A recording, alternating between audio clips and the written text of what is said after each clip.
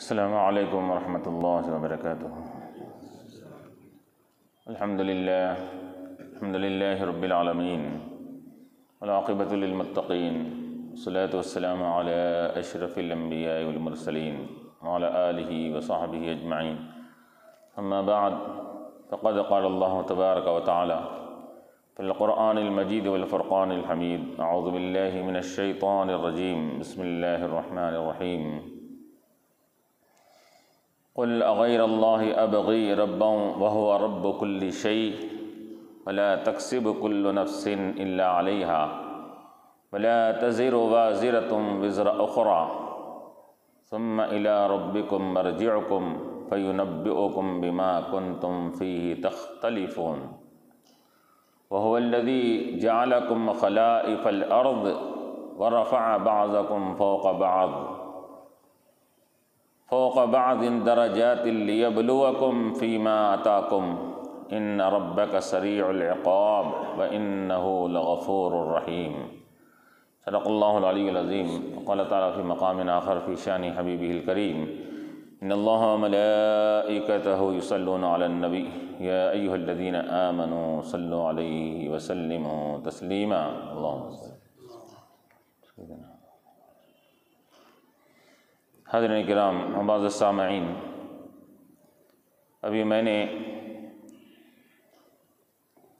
جو 8ویں پارے کی سورہ انعام کی 2 آیتوں کی تلاوت کا شرف حاصل کیا، یہ سورہ انعام کی آخر آیتیں ہیں، اس پر سورہ کا اختتام ہوتا ہے، اور یہ سورہ انعام کی فضیلت کے تعلق سے آتا ہے کہ یہ سورہ انعام ایسا محتم شان والا سورہ ہے کہ جب یہ سورہ نازل ہوا تو علماء مفسرین فرماتے ہیں کہ اللہ تعالیٰ نے مکمل اس سورے کو نازل فرمایا، حالانکہ دوسرے صورتوں کے مختلف آیتیں آ کر الگ الگ آیات آ کر مکمل سورہ ہوتا، لیکن اس سورے کو اللہ تعالیٰ نے مکمل نے نازل فرمایا۔ حالانکہ ایک سورہ یہ تقریباً 1.25 پارے کا سورہ ہے، اللہ تعالیٰ نے ایک وقت اس کو نازل فرمایا، اور یہ روایتوں میں آتا ہے کہ جب یہ سورہ حضرت جبرائیل علیہ السلام لے کر روئے زمین پر تشریف لا رہے تھے تو اس سورے کی اہمیت کے پیش نظر اللہ تعالیٰ نے ان کے ساتھ 70,000 فرشتوں کو ساتھ بھیجا، تو گویا کہ 70,000 فرشتے حضرت جبرائیل علیہ السلام کے ساتھ یہ سورے کو لے کر حضور پاک علیہ السلام کی خدمت میں حاضر ہوئے، اور اس کو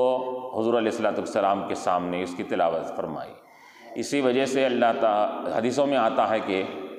کہ جو کوئی ابتدائی ساعات صبح کے وقت میں جو اس سورے کی 3 آیات، جو ابتدائی آیت ہے الحمدللہ الذی خلق السماوات والارض سے 3 آیتیں جو صبح کے وقت میں تلاوت کرتا ہے، تو اللہ تبارک و تعالیٰ وہ 70,000 فرشتوں کو اس کی حفاظت کے لیے مقرر کرتے ہیں، اور وہ فرشتے حفاظت بھی کرتے ہیں اور اس کے حق میں دعائے مغفرت بھی کرتے ہیں۔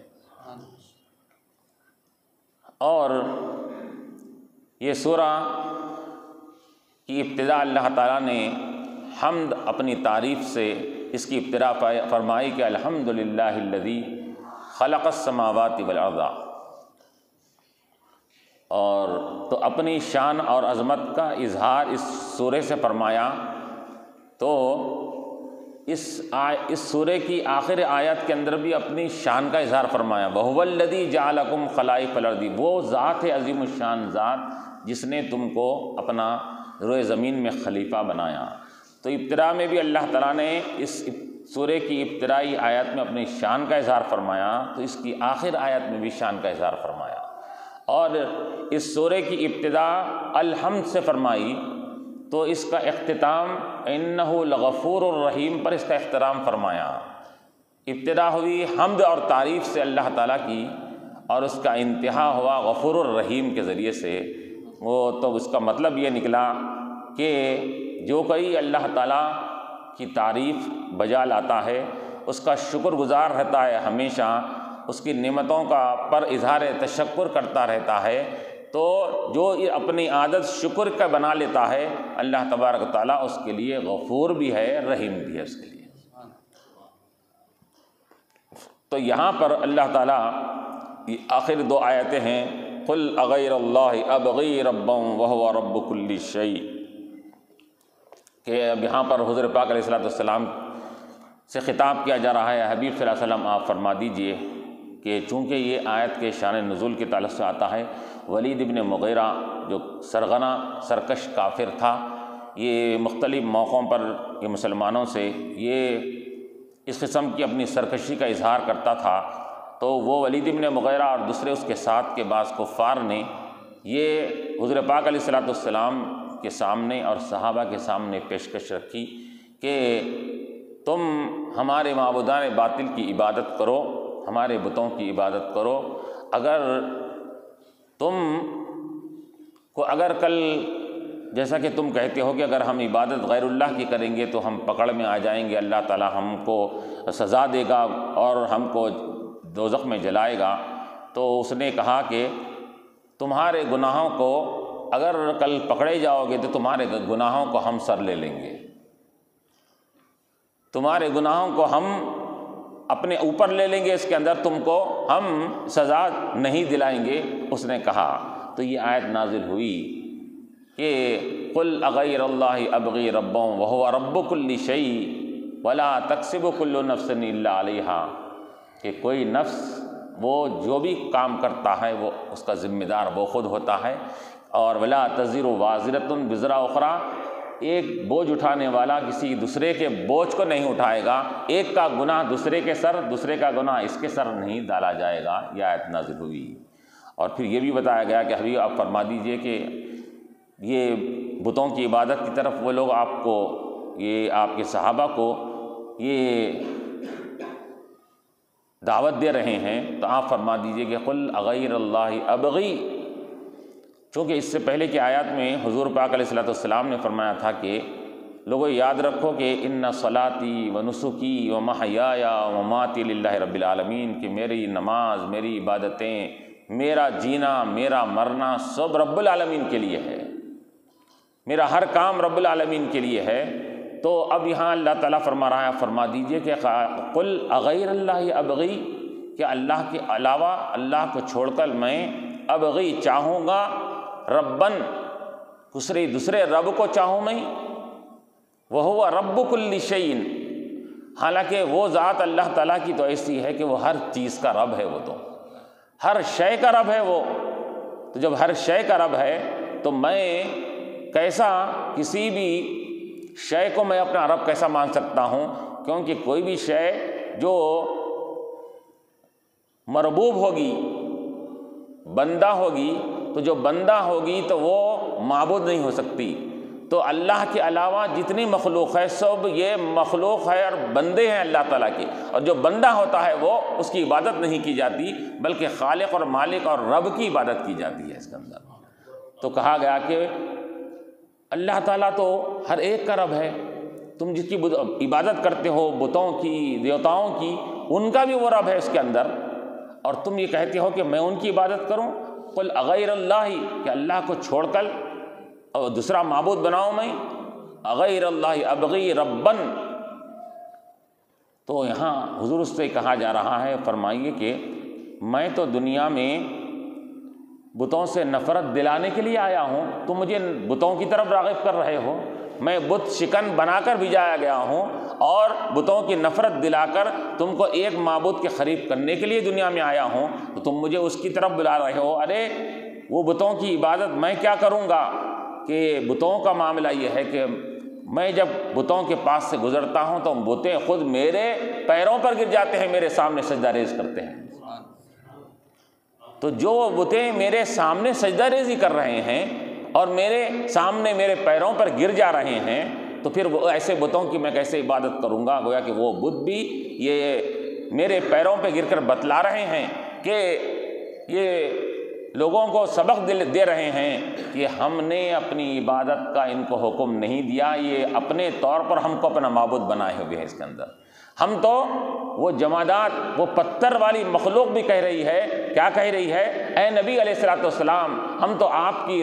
رب کی ربوبیت کو بھی مانتے ہیں، آپ کی رسالت کو بھی مانتے ہیں، لیکن یہ لوگ اپنے سے ہم کو اپنا رب بنا لیا ہے، ہم نے ان کو ایسا نہیں کہا۔ تو اغیر اللہ ربًا وہو رب کل شیء، اللہ تعالیٰ تو ہر چیز کا رب ہے۔ رب کے معنی ہے کہ پالنہار ہے، وہ سب کو پالنے والا ہے، سب کو پرورش کرنے والا، سب کو رزق پہنچانے والا ہے۔ تو وہ ایسا مہربان رب ہے کہ وہ ہر ایک کو جو رزق عطا فرمایا، پرورش کرتا ہے، تو اس کے اپنے اعتبار اور اس کی مناسبت سے اللہ تعالیٰ اس کو رزق عطا فرماتا ہے۔ اور رزق اللہ تعالیٰ نے جسمانی رزق بھی اللہ تعالیٰ نے جسمانی پرورش کے جو طریقے ہوتے ہیں تمام نعمتوں کو مہیا فرما دیا، کہ جسم کو فروغ دینے والی چیزیں، کہ مختلف غذائیں بنائی، پھل بنائے، فروٹ بنائے، میوے بنائے، مختلف قسم کی غذائیں بنائی۔ اس کے اندر بطور تم بعض چیز کو بطور غذا کے کھاتے ہو، بعض کے تم بطور تفقع کے کھاتے ہو، بطور لذت کے کھاتے ہو۔ یہ سب تمام جسمانی غذا کا اللہ تعالیٰ نے انتظام فرما دیا، کہ ہر قسم کی تمہارے لیے جسمانی غذاؤں کا انتظام فرما دیا۔ یہی نہیں بلکہ تمہارا رب ایسا رب ہے کہ تمہاری جسمانی غذاؤں کا بھی انتظام فرما دیا، تمہاری روحانی غذاؤں کا بھی انتظام فرما دیا۔ یعنی کہ صرف جسم کی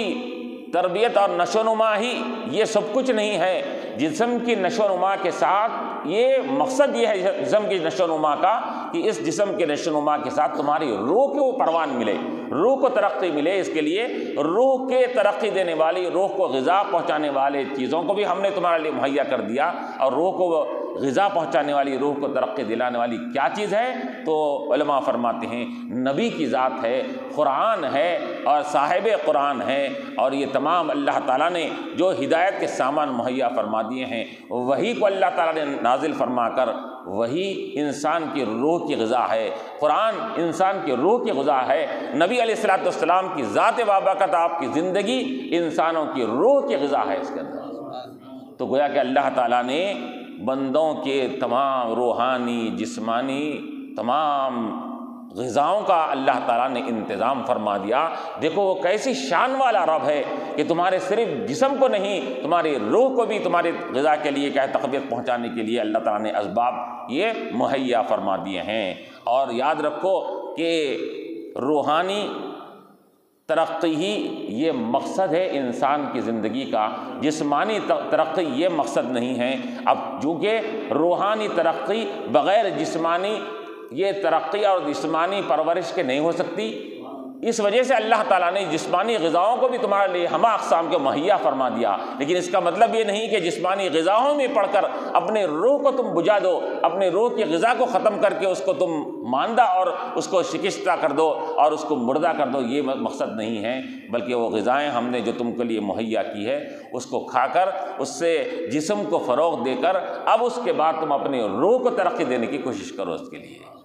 اس کی خاطر اللہ تعالیٰ نے، تو یہ اتنا اللہ تعالیٰ کی ذات وہ شان والی، عظمت والی ہے کہ وہ رب کل شیء، ایسا پروردگار ہے، ایسا پرورش کرنے والا ہے۔ رب کل شیء، ہر چیز کا رب وہی ہے۔ وہ علی کل شیء قدیر بھی ہے، ہر چیز پہ قدرت بھی رکھتا ہے، ہر چیز کا رب بھی ہے وہ۔ ولا تکسب کل نفس الا علیہا۔ اب وہ ولید بن مغیرہ، وہ کفار جو کہا کرتے تھے کہ ہم کیا کریں گے اگر تمہارے بت پرستی کی وجہ سے تم کو اگر گناہ ہو رہا ہے تو وہ اس گناہوں کو ہم اپنے نام اعمال میں لکھ لیں گے۔ ایک بات یہ کہتے تھے، یا یہ کہتے تھے کہ اگر وہ گناہ تمہارے نام اعمال میں اگر ہے تو کل قیامت کے دن ہم کیا کریں گے، وہ گناہوں کو ہم اپنے سر لے کر ہم سزا بھگت لیں گے، تم کو بچا لیں گے۔ یہ باتیں کہا کرتے تھے۔ تو اللہ فرمانا ولا تکسب کل نفس الا علیہا، کہ جو کچھ بھی کوئی نفس، کوئی ذات، کوئی بھی شخص جو بھی کام کرتا ہے وہ اس کا خود ذمہ دار ہوتا ہے۔ ولا تکسب کل نفس الا علیہا، ہر نفس اپنے کام کا خود ذمہ دار ہے۔ اور ولا تزر وازرۃ، اور اٹھانے والا، کوئی بوجھ اٹھانے والا کسی دوسرے کے بوجھ کو نہیں اٹھا سکے گا۔ کہ یہاں کہ ایسا ہو جائے کہ کسی کے گناہوں کو کہ میں اپنے سر لے لوں، کسی کے غلطیوں کو میں اپنے سر لے لوں، ایسا نہیں ہو سکتا۔ وَلَا تَزِرُ وَازِرَةٌ وِزْرَ أُخْرَىٰ، تو اس وجہ سے علماء فرماتے ہیں کہ اپنے گناہ کسی پر ڈالے نہیں جا سکتے، اپنے نافرمانیوں کو کسی کو اوپر ڈالا نہیں جا سکتا۔ ہاں البتہ علماء فرماتے ہیں کہ اپنی نیکیوں کو کسی کے لیے بطور ایصال کیا جا سکتا ہے، اپنے نیک اعمال کو دوسروں کے لیے بطور ثواب کے کسی کو بھیجا جا سکتا ہے، لیکن اپنے گناہ کسی کے سر ڈالے نہیں جا سکتے۔ جیسا کہ کیا ہے ایصال ثواب آتا ہے، ہوتا ہے کہ وہ اپن عمل کر رہا ہے وہ خود، لیکن اس کے باوجود بھی وہ اگر انہیں یہ کہے کہ میرا اس عمل کا ثواب میں فلاں بندے کو پہنچا رہا ہوں، تو وہ نیک عمل فلاں بندے کو پہنچتا ہے۔ یہ نہیں کہ گناہ کر کر میں اپنے اس گناہ کو فلاں زید و بکر کے حوالے کرتا ہوں، تو یہ گناہ حوالے نہیں ہوں گے۔ البتہ نیکی کے کام اور نیک عمل کسی دوسرے کے لیے اگر وہ کر رہا ہے تو وہ اس کے لیے نیکی کا ذریعہ بنیں گے۔ اس کا ثبوت ہم کو احادیث سے ملتا ہے کہ جیسا کہ روایتوں میں جو آتا ہے ایصال ثواب کے تعلق سے، حضور پاک علیہ السلام نے بھی کیا کیا کہ آپ نے قربانی دیا تو آپ اپنی ایک طرف سے قربانی دیے، اور آپ نے کہا کہ ایک قربانی اپنی تمام امت کی طرف سے قربانی دیا، تو گویا کہ اس تمام امت قیامت تک آنے والی آپ سے پہلے کی آپ کے بعد کی قیامت تک آنے والی امت کو اس قربانی کا ثواب پہنچایا اس کے اندر۔ تو معلوم یہ ہوا کہ نیک اعمال کے ذریعے سے ثواب کسی کو پہنچایا جا سکتا ہے۔ اسی طرح کسی ایک صحابی کے والدہ کا انتقال ہو گیا، تو انہوں نے آ کر حضور پاک علیہ السلام سے انہوں نے کہا کہ یا رسول اللہ صلی اللہ علیہ وسلم میری والدہ کا انتقال ہو گیا، انہوں جلدی میں انتقال ہوا، انہوں وصیت بھی کچھ بھی نہیں کر سکے، تو میں ان کے لیے کوئی نیک اعمال کر کے ان کے لیے آخرت کے لیے ذخیرہ باعث ثواب بنا سکتا ہوں؟ تو حضور نے فرمایا کیوں نہیں؟ تو انہوں نے کہا کہ میں چاہتا ہوں کہ ان کے لیے ایک کنواں کھودوں اور ان کے لیے ایک چشمہ بنا ڈالوں، تاکہ وہ چشمے سے لوگ سیراب ہوتے رہیں، اس کا ثواب ان کو ملتا رہے۔ تو حضور نے فرمایا کہ بالکل تم ایسا کر سکتے ہو، اور تم ایسا کرو گے تو اس کا ثواب تمہاری والدہ کو پہنچے گا اس کے اندر۔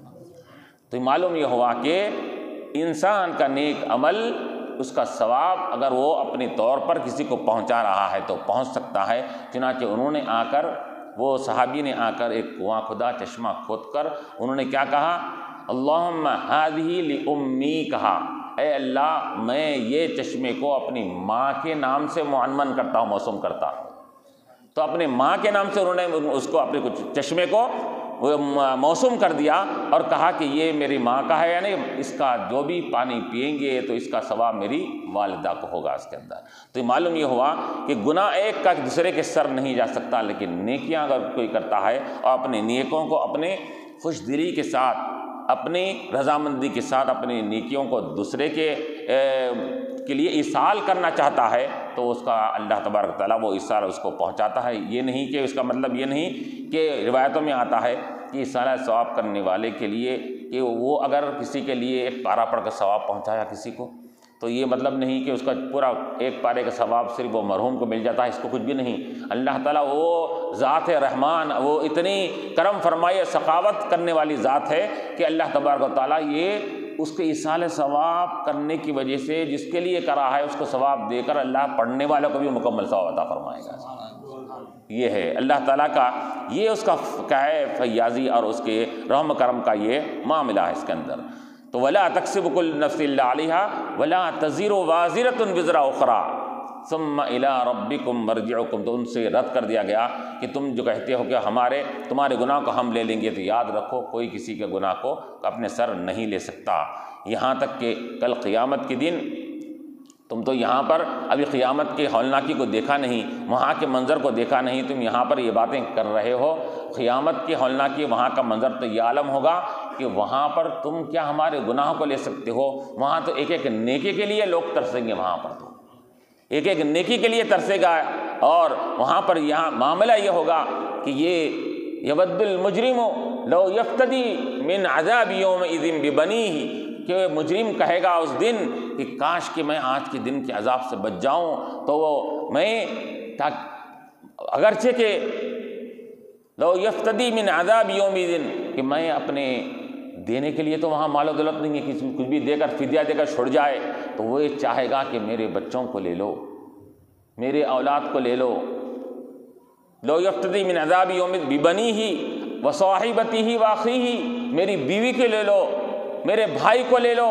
وعشیرتی التی توبی، میرے خاندان والوں کو لے لو، مجھے چھوڑ دو، یہ کہے گا اس کے اندر۔ سب کو بلی پر چڑھانے کے لیے راضی ہو جائے گا،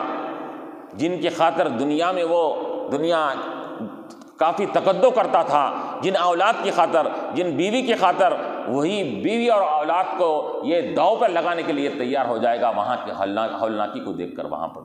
تو پھر وہاں ایسے حالات میں تم کیسے گناہ لے سکتے ہو؟ تو یہ کہا گیا وَلَا تَزِرُ وَازِرَةٌ وِزْرَ أُخْرَىٰ ثُمَّ إِلَىٰ رَبِّكُمْ مَرْجِعُكُمْ، یاد رکھو پھر تمہارے رب کی طرف مرجعکم، تمہارا لوٹنا ہے۔ تم ایک دن لوٹ کر جاؤ گے تو اپنے رب کی طرف، ایک دن تم کو وہاں پر لوٹنا ہے۔ تو لوٹنے کے معنی یہ ہوتے ہیں کہ انسان جہاں سے آتا ہے وہاں جانے کو لوٹنا کہا جاتا ہے۔ اب گھر سے نکلا تو اب میں گھر کو واپس جا رہا ہوں، تو جس مقام سے نکلتا ہے اس مقام سے جانے کو تو معلوم یہ ہوا کہ ہم آئے بھی ہیں اللہ کی طرف سے، ہم کو جانا بھی ہے اللہ ہی کی طرف جانا ہے۔ مرجعکم، تمہارا لوٹنا تمہارے رب کی طرف ہوگا۔ فینبئکم، تو وہاں رب کی طرف تم لوٹو گے تو کیا ہوگا؟ فینبئکم بما کنتم فیہ تختلفون، تو اللہ تبارک و تعالیٰ تم کو باخبر کرے گا۔ نبأ ینبئ، تم کو اللہ باخبر کرے گا، بما کنتم فیہ تختلفون، ہر اس بارے میں جو تم دنیا میں آج اختلاف کر رہے ہو اور کہہ رہے ہو کہ ہمارا مذہب صحیح ہے، ہمارا دین صحیح ہے، ہمارا نظریہ صحیح ہے، ہمارا عقیدہ صحیح ہے، یہ جو آپس میں اختلاف کر رہے ہو، اللہ تبارک و تعالیٰ کل قیامت کے دن پورا فیصلہ فرمائے گا اور خبر دے دے گا تم کو ہر چیز کی، کہ کون حق پر تھے، کون ناحق تھے، کون گمراہی پر تھے، کون ہدایت پر۔ اللہ تعالیٰ ان سب کے بارے میں تم کو خبر دے گا۔ ینبئکم بما کنتم فیہ تختلفون۔ تو اور یہاں تک کہ علماء فرماتے ہیں کہ اللہ باخبر کرے گا تو اس کا مطلب یہ نہیں ہے کہ مجرم کو جو باخبر کرے گا اس کے جرم سے، اس کے گناہ سے، تو باضابطہ اس کو اس کا قائل بھی کرائے گا، وہ اعتراف بھی کر لے گا اس کے اندر۔ یہ صرف یہ نہیں کہ اس سے کہا جائے گا تو نے یہ گناہ کیے ہیں فلاں، بس تیرے لیے یہ سزا ہے، انہیں ہلے حوالے کرے گا میں نے گناہ نہیں کیے۔ تو اللہ تبارک و تعالیٰ یہ گواہوں کو پیش کر کے اس کے فرشتوں کے ذریعے سے، اگر وہ بھی مان لیا تو ٹھیک ہے، نہیں اگر نہیں مانا تو دوست احباب کے ذریعے وہ بھی نہیں مانا تو اس کے اپنے اعضاء اور جوارح کو اللہ گواہ بنا کر اس کو پہلے قائل کرائے گا، وہ قائل ہو جائے گا کہ واقعی میں گناہ کرتا تھا، واقعی میں مجرم تھا۔ اب اس کو اللہ تعالیٰ اس کو کیا کرے گا؟ اس کو سزا کے لیے جہنم میں ڈالے گا۔ یہاں تک کہ جگہ آیا نا الیوم نختم علی افواہہم، تو جب مختلف پروف اور دلائل کے ذریعے سے مجرم گناہ گار نہیں مانے گا، میں نہیں مانتا، یہ لوگ آپ کے فرشتے جھوٹ لکھ لیے ہوں گے، بولتا مجرم وہاں پر، آپ کے فرشتے جھوٹ لکھے ہوں گے، میں نے گناہ کیا ہی نہیں، تو اور دوسروں کے ذریعے سے نام اعمال بتائیں گے، وہ بھی بولے گا کہ اس کو بھی جھٹلا دے گا اس کے اندر۔ تو اللہ تعالیٰ جب انہیں ہر طریقے سے جب اس کو منوانے کی کوشش کریں گے، نہیں مانیں گا اپنے گناہوں کو، تو اللہ تعالیٰ فرمائے گا کہ اس کے منہ کو بند کر دے گا۔ الیوم نختم علی افواہہم، منہ کو پر مہر لگا دی جائے گی۔ وتکلمنا ایدیہم، اس کے ہاتھ بولیں گے،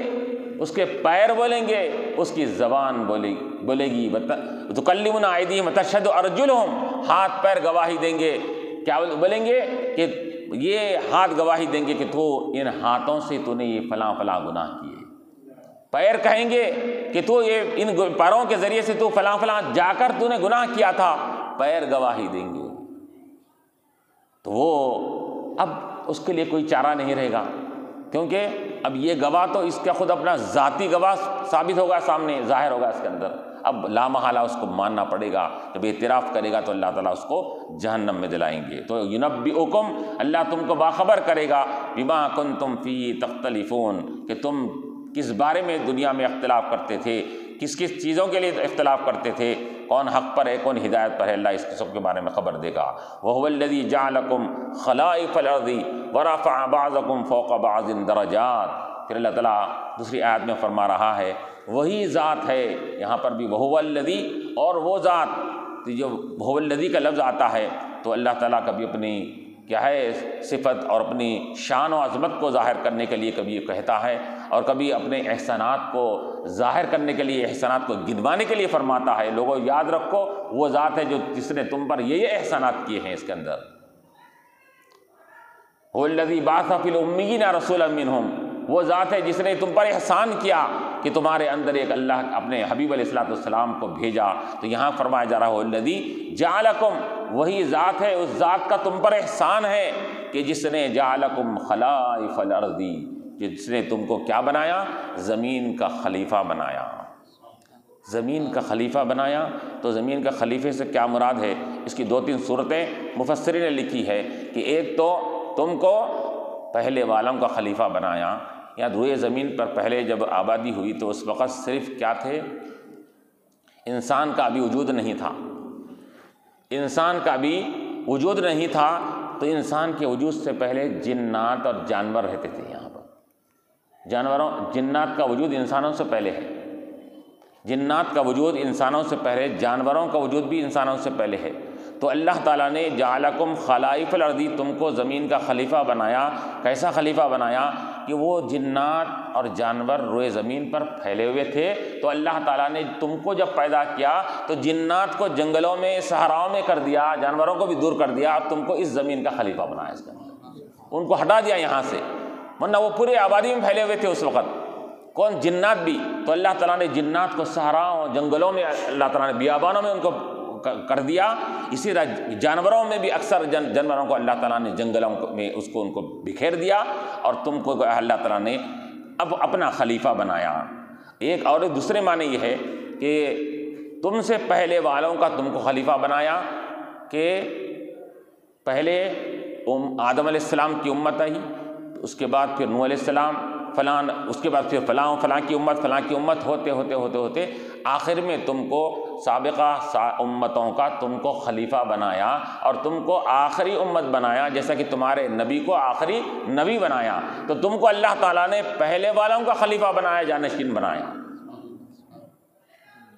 تو جانشین اور نائب کے معنی یہ ہوتے ہیں کہ وہ روئے زمین پر رہ کر وہ زندگی بسر کر رہے تھے، ان کا وجود ختم ہو گیا، تو اللہ تعالیٰ نے ان کو تمہارے جگہ پر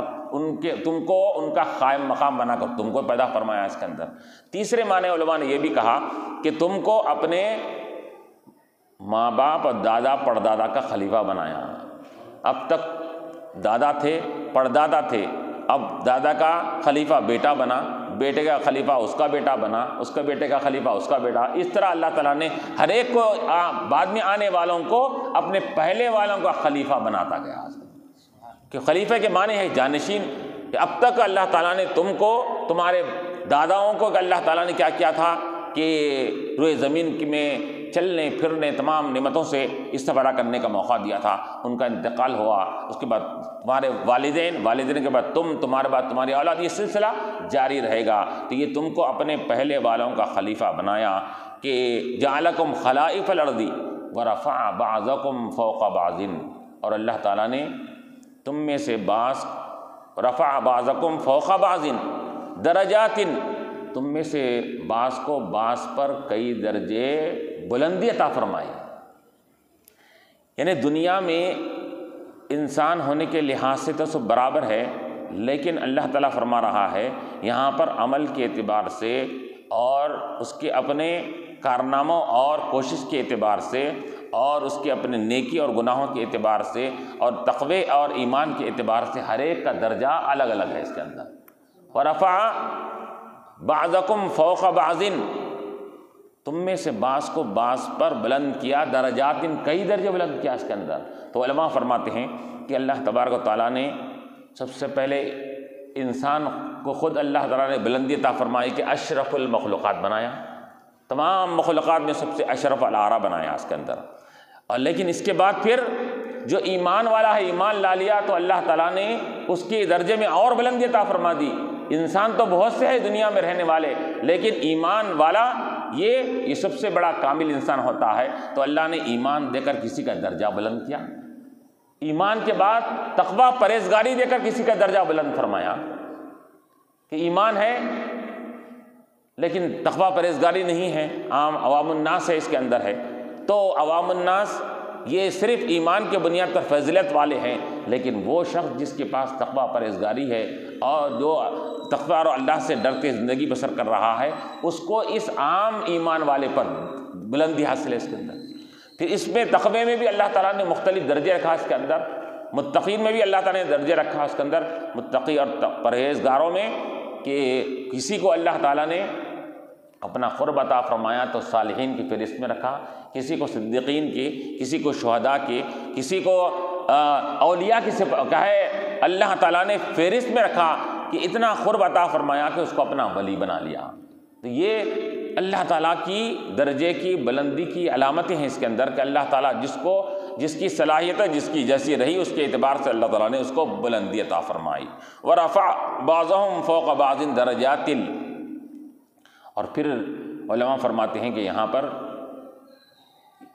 یہ بلندی ایک اعتبار سے تو یہ اعمال کے اعتبار سے ہے، اور کسی کو معاملات اور مال و دولت کے اعتبار سے بھی بلندی عطا فرمائی، کسی کو غریب بنایا تو کسی کو امیر بنایا، کسی کو محتاج بنایا تو کسی کو اقتدار والا بنایا۔ تو یہ سب اللہ تعالیٰ کی حکمت کے فیصلے ہیں اس کے اندر۔ کیوں؟ لِيَبْلُوَكُمْ فِيمَا آتَاكُمْ، تاکہ اللہ تعالیٰ آزمائے ان چیزوں میں، اس چیز میں جو اللہ نے تم کو عطا فرمائی ہے۔ تو اللہ تعالیٰ نے ایک کو مال دے کر آزمایا، کسی کو مال نہ دے کر آزمایا، تو دونوں کے لیے آزمائش ہے یہاں پر۔ اور اللہ تعالیٰ نے ہر ایک کو ایک دوسرے سے وابستہ کر دیا، انسانوں میں سے ایک انسان دوسرے سے وابستہ، ایسا اٹیچمنٹ کر دیا اس کے اندر۔ غریب اور محتاج بھی ہے تو اس غریب اور محتاج کی ضرورت پڑتی ہے امیر کو، بسا اوقات امیر کو بغیر اس کی چارہ نہیں ہے اس کے اندر، بعض کام ہی کرنا ہے اس کے اندر انہیں، تو چھوٹے موٹے معمولی کام ہی کرنا ہے، تو بغیر وہ غریب کے سہارا لیے کہ وہ کام وہ امیر نہیں کر سکتا اس کے اندر۔ اب گھر کی صفائی ہے، بیت الخلاء کی صفائی ہے، تو اس کے لیے الگ پیشہ ور ہوتے ہیں اس کے لیے، تو ان کو رکھا اس کے لیے، تو دونوں کو ایک دوسرے سے وابستہ کر دیا کہ پیسے سے ان کی حاجت پوری ہوتی ہے اور ان کے کام سے ان کی ضرورت پوری ہوتی ہے اس کے اندر ہے، تو ایک دوسرے سے اٹیچمنٹ کر دیا حالک کے لیے۔ تو غریب بھی بنایا ہے، تو غریب کو اللہ تعالیٰ نے اس کو خدمت کے ذریعے سے اس کو امیر کا محتاج بنا دیا، کہ امیر بغیر اس کے کام لیے کہ وہ کام پورا اپنا نہیں کر سکتا اس کے اندر، اور کیا ہے امیر کو اس کا محتاج، یعنی کہ امیر کا پیسہ دولت اس کو ملے گی تو انہیں اپنا ضروریات کی تکمیل کرے گا اس کے اندر۔ تو وہی کہ وَرَفَعَ بَعْضَكُمْ فَوْقَ بَعْضٍ، تو علماء فرماتے ہیں یہاں پر درجے اللہ تعالیٰ نے بلند فرمائے، یہاں تک کہ مومنین میں مختلف درجے، اور صالحین میں مختلف درجے، اولیاء اللہ میں مختلف درجے، یہاں تک کہ صحابہ کرام میں بھی مختلف درجے ہیں۔ ہر صحابی ایک درجے کا نہیں، صحابی سب برابر ہے صحابی کے اعتبار سے، لیکن درجوں کے اعتبار سے اللہ تعالیٰ نے ہر ان میں سے بعض کو بعض پر مقدم کیا۔ چنانچہ کیا ہے علماء نے کیا فرمایا متفقہ طور پر، سب سے پہلے افضل البشر بعد الانبیاء ابو بکر صدیق رضی اللہ عنہ کہا گیا، کہ انبیاء کے بعد سب سے بلند و بالا مقام اگر ہے تو ابو بکر صدیق رضی اللہ عنہ کا ہے، اس کو حضرت عمر کا ہے، حضرت عثمان کا ہے، حضرت علی رضی اللہ عنہ کا ہے، عشر مبشرہ ہے۔ اس طرح اللہ تبارک و تعالیٰ نے ہر ایک کی درجہ بندی میں فرق رکھا ہے۔ یہاں تک یہی نہیں بلکہ اللہ تعالیٰ نے کیا فرمایا کہ انبیاء علیہ السلام کے درمیان میں بھی اللہ تعالیٰ نے درجوں کی کمی بیشی رکھا اس کے اندر۔ تلک الرسل فضلنا بعضهم علی بعض، یہ رسولوں کی جماعت ہے مقدس، ان میں سے بعض کو بعض پر ہم نے فضیلت دیا ہے اس کے اندر۔ ورفع بعضهم درجات، بعض کو بعض پر فضیلت دیا، یہ بات ہوگی تھی مکمل، لیکن ورفع بعضهم درجات، اور ان میں سے ایک کو تو کئی گنا کئی درجے بلندی عطا فرما دی۔ تو علماء فرماتے ہیں کہ پہلے یہ تھوڑے سے کیا معلوم ہو رہا ہے، ورفع بعضکم فوق بعض، پھر کر رسولوں فضلنا بعضهم علی بعض، یہ رسولوں کی جماعت ہے، ان میں سے بعض کو ہم نے بعض پر بلند کیا، تو کسی کا مقام کچھ بلند رکھا تو اس سے بلند دوسرے کو رکھا، دوسرے سے بلند کسی تیسرے کو رکھا۔ پھر اللہ فرما رہا ہے ورفع بعضهم درجات، ان میں سے ایک کو کئی درجے بلند کیا۔ وہ ایک کون ہے؟ وہ حضور پاک علیہ الصلوۃ والسلام کی ذات ہے، کہ ان میں سے ایک کو ایسا درجے بلند کیا کہ ایک دو درجہ نہیں بلکہ کئی درجے ان کو اللہ تعالیٰ نے ان کو بلند فرما دیا اس کا۔ تو یہ فرما رہا ہے لَكِ وَرَفَعَ بَعْضَكُمْ فَوْقَ بَعْضٍ دَرَجَاتٍ لیبلوکم فیما آتاکم، تاکہ وہ اللہ تعالیٰ تم کو آزمائے کہ کون یہ ہمارے نعمتوں میں رہ کر نعمت دینے والے کو کون بھولتا ہے، کون یاد رکھتا ہے، اللہ تعالیٰ آزما رہا ہے اس کے اندر۔ اس وجہ سے علماء فرماتے ہیں کہ اللہ تبارک و تعالیٰ مال دے کر آزماتا ہے کہ یہ بندہ شاکر بنتا ہے کہ نہیں بنتا، مال نہ دے کر آزماتا ہے کہ بندہ صابر بنتا ہے کہ نہیں بنتا اس کے اندر۔ تو مال دینا دے کر اللہ تعالیٰ شکر گزاری چاہتا ہے کہ ہم نے جو تم کو مال دیا اس کی شکر گزاری کرو، اور مال نہ دینے والے کو اللہ تعالیٰ فرما رہا ہے کہ تم صبر کی صفت کو اختیار کرو اس کے اندر۔ تو گویا کہ اب یہاں پر علماء فرماتے ہیں کہ انسان کو چاہیے کہ وہ اگر مال و دولت اس کے پاس نہیں ہے تو وہ صبر کے دامن کو اختیار کرے اور اپنے سے ماتحت کو دیکھے، اور اگر کسی کے پاس نعمتیں اگر آ رہی ہیں تو نعمتوں کا پر اللہ تعالیٰ کا شکر بجا لا کر اپنے سے نیچے والے کو دیکھ کر اپنی شکر گزاری میں اور اضافہ کرے اس کے اندر، کہ اللہ تعالیٰ نے مجھے فلاں کے اوپر فضیلت رکھا ہے، فلاں کے اوپر اتنا درجہ بلند کیا ہے اس کے اندر۔ تو گویا کہ اللہ تعالیٰ کے نزدیک صابر بھی پسندیدہ ہے، شاکر بھی پسندیدہ ہے، کہ جو مصیبتوں پر، فقر پر، محتاجی پر صبر کرتا ہے تو اس کو بھی اللہ تعالیٰ پسند فرماتا ہے، پسند ہی نہیں فرماتا۔ روایت میں آتا ہے کہ صحابہ کرام میں بھی تو یہ کم دولت مند تھے وہاں پر، تو حدیثوں میں کیا آتا ہے کہ فقراء جن کے پاس مال و دولت نہیں تھا، یہ صحابہ میں فقراء صحابہ دوسرے جنتیوں میں ہزاروں برس پہلے جنت میں داخل ہو جائیں گے اس کے اندر۔ تو یہ فقر اور محتاجی پر صبر کرنے والے کو اللہ تعالیٰ یہ درجہ دے رہا ہے کہ مالدار اور دولت مند حساب و کتاب میں لگے ہوئے رہیں گے، یہ لوگ بغیر کیا ہے حساب، کیونکہ ان کے پاس تو مال و دولت تھی بھی نہیں، انہوں فوراً سرسری حساب دے دیے جنت میں چلے جائیں گے، اور مال و دولت دنیا میں رکھنے والے وہ حساب دیتے ہوئے وہاں پر ٹھہرے ہوئے رہیں گے تو ہزاروں برس گزر جائیں گے اس کے اندر۔ تو یہ محتاج رہنے والوں کے لیے اللہ تعالیٰ نے یہ ان کو خوشخبری سنائی اس کے اندر ہے، لیبلوکم فیما آتاکم ان ربک سریع العقاب۔ یاد رکھو اللہ تبارک و تعالیٰ یہ جلد حساب لینے والا ہے۔ جلد حساب کے معنی یہ ہے کہ اس کو مخلوق کا حساب لینے کے لیے کوئی دیر نہیں لگتی، وہ آنن فانن میں سب مخلوق کا حساب لے سکتا ہے۔ ایسا نہیں کہ اب ہم کسی ایک کا، کوئی بیوپاری ہے کسی ایک سے حساب لے رہا ہے تو دوسرے سے حساب نہیں لے سکتا، دوسرے سے لے رہا ہے تیسرے سے نہیں لے سکتا اس کے اندر، ٹھہرو بھائی پہلے اس کا پہلے ٹوٹل کر لیتا ہوں، پہلے اس کا تمہارے کو باری آئیں گی اس کے کا۔ لیکن اللہ تبارک تعالیٰ کا معاملہ یہ ہے کہ یہ اور بات ہے کہ اللہ تعالیٰ نے قیامت کے دن کو 50,000 برس کا رکھا، فلاں کا، یہ سب چیزیں ہیں وہ ہولناکی کو بظاہر کرنے کے لیے، لیکن اگر اللہ تعالیٰ چاہتا تو وہ 50,000 برس کے دن کو آنن فانن میں ایک ہی وقت میں ختم کر دے سکتا، ایک ہی لمحے میں سب کا حساب ہو جاتا اس کے اندر۔ یہ سریع الحساب کے معنی مفسرین فرماتے ہیں کہ وہ اللہ تعالیٰ حساب لینے میں اتنا تیز ہے کہ اس کو کئی لوگوں کا حساب لینے میں، ایک کا حساب لینے میں دوسرے کے لیے اس کے لیے کوئی رکاوٹ اس کے لیے نہیں بننے والی ہے، بلکہ کل مخلوقات کا حساب ایک ہی لمحے میں لے سکتا ہے اس کے اندر۔ تو یہ سریع العقاب ہے اللہ تعالیٰ، اور انہ لغفور الرحیم، وہ سریع الحساب بھی ہے، تیز حساب لینے والا بھی ہے، اور پھر لغفور الرحیم کہ اللہ تعالیٰ خوب بخشنے والا اور رحم فرمانے والا بھی ہے اللہ تعالیٰ۔ تو اللہ تعالیٰ نے اس سورہ کی انتہا فرمائی اپنے غفور الرحیم ہونے کے لحاظ سے۔ علماء فرماتے ہیں یہاں پر ان ربک سریع العقاب، مجرمین کے لیے، گناہ گاروں کے لیے اللہ تعالیٰ نے اپنی ایک صفت کا ذکر فرمایا کہ سریع العقاب ہے، دیکھو اللہ تمہارا حساب لینے میں اس کو دیر نہیں لگتی، فوراً آنن فانن میں لے لے گا حساب۔ تو مجرمین کے لیے تنبیہ فرمائی تو ایک صفت کا اظہار فرمایا، اور بعد میں کیا ہے ایمان والے اور اس کے ماننے والوں کے لیے تنبیہ فرمائی اور ان کو آگاہ فرمایا، تو دو صفتیں ذکر فرمائی، اے لوگوں کہ اللہ تعالیٰ بخشنے والا بھی ہے، رحم فرمانے والا بھی ہے اس کا۔ تو یہ گویا کہ اس سے یہ معلوم ہو رہا ہے کہ اللہ کی یہ صفت غضب یہ اللہ تعالیٰ کا کم ہے، صفت رحمت اللہ کا بڑا ہوا اس کے اندر ہے، کیونکہ یہ سریع العقاب کی یہ اللہ کی صفت کس کی طرف بتا رہی ہے؟ اللہ کے غضب کی طرف بتا رہی ہے۔ غضب کے لیے اللہ نے ایک صفت کا استعمال فرمایا، جب اپنی رحمت کا ذکر آیا تو دو صفتوں کا ذکر فرمایا۔ کیا یہ بات کو بتلانے کے لیے کہ ہماری رحمتیں ہمارے صفت غضب پر کئی درجے بڑھی ہوئی ہے اس کے اندر۔ اس وجہ سے حدیث میں آتا ہے رحمتی غلبت علی غضبی،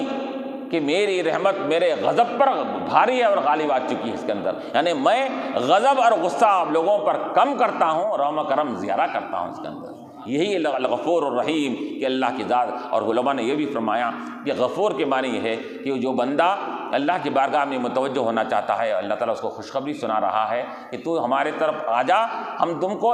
تجھ کو ایک ہی چیز نہیں بلکہ دو دو چیزیں عطا کریں گے، تو ہماری طرف آ جا، ہماری طرف صدقے جیسے توبہ کر لے تو تیرے گناہوں کو بھی معاف کریں گے۔ غفور ہے، رحیم، آئندہ زندگی میں تیرے پہ رحم و کرم کر کے تیری زندگی میں کشائش عطا فرمائیں گے تمہارے۔ واخر دعوانا الحمد للہ رب العالمین۔